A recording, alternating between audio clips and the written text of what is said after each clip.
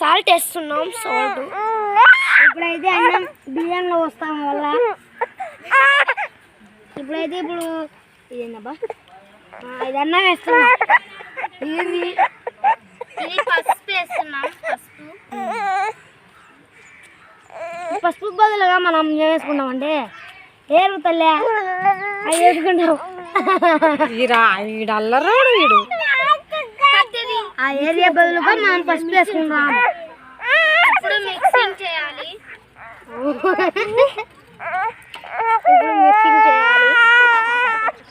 అన్నం మిక్సింగ్ చేయనా ఫ్రెండ్స్.